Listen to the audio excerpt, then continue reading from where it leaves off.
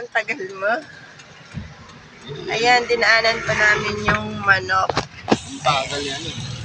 Kaya ayan, nagkotse kami ngayon guys kasi kasama ako. Pag di ako kasama, nagko-commute lang siya.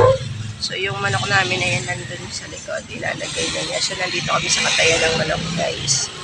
Ayan, so pasado 6, magsi 6:20 na, medyo tinanghali kami kasi napakarami namin pinamili guys. Ayan.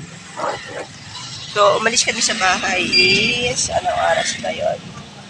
Mga 3:30 ng madaling araw. So ngayon lang kami nakabalik. So sobrang dami talaga namin pinamili. Ayan, sa mapapakaramdam natin guys. Pero kailangan natin kumayod at kumita. Ayan, shadow guys. Hihina ako. Hihina daw siya. So see you later guys pagdating sa bahay. So mag-upload ulit kami doon ng video namin ng mga, ayun, dami namin gulay. Hihina ako.